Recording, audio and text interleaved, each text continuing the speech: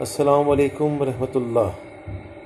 میرا نام ہے وقار ورک۔ آج میں اپنے یوٹیوب چینل کی فرسٹ ولاگ بنا رہا ہوں۔ آج 14 مئی 2023 ہے۔ 14 مئی کو مدرس ڈے کے طور پر منایا جاتا ہے۔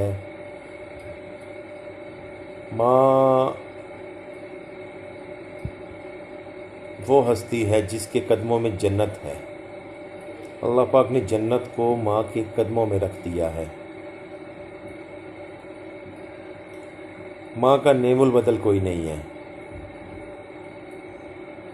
ماں کتنے دکھوں تکلیفوں سے آپ کو پالتی ہے کہ وہ لفظوں میں بیان کرنا ناممکن ہے۔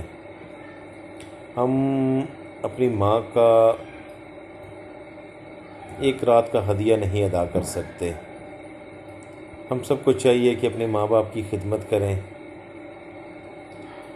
اللہ پاک قرآن پاک میں فرماتا ہے کہ اگر آپ کے ماں باپ زندہ ہیں یا دونوں میں سے کوئی ایک بھی ہے تو ان کی آپ خدمت کریں۔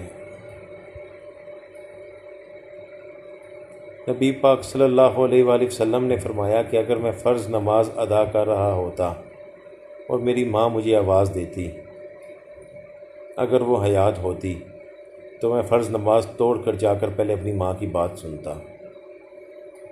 تو ماں کی ہستی اس دنیا کی بہت بڑی نعمت ہے جو اللہ تعالیٰ نے آپ کو عطا کی ہے۔ اسی طرح حضرت موسیٰ علیہ السلام کوہ طور پر جا رہے تھے، اللہ پاک کی وحی آ گئی کہ موسیٰ علیہ السلام سنبھل کر آنا، اب آپ کے پیچھے آپ کی دعا کرنے والی ماں نہیں رہی ہیں، وہ فوت ہو گئی ہیں۔ تو اس سے ہمیں پتہ چلتا ہے کہ ہماری ماں کا کتنا بڑا مقام ہے، کتنی بڑی اللہ پاک کی یہ نعمت ہے جو اللہ پاک نے ہمیں دنیا میں عطا کی ہے۔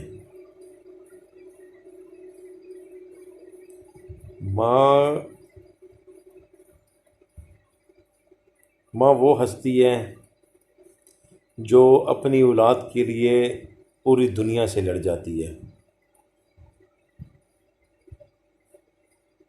اللہ پاک ہم سب کے ماں باپ کو دراز عمر بالخیر عطا کرے۔ جن کے ماں باپ نہیں ہیں اللہ پاک انہیں جنت الفردوس میں جگہ عطا کرے۔ جن کے ماں باپ زندہ ہیں ہم سب کو اللہ پاک توفیق عطا کرے کہ ہم اپنے ماں باپ کی خدمت کریں، کیونکہ کامیابی صرف ماں باپ کی خدمت میں ہی ہے۔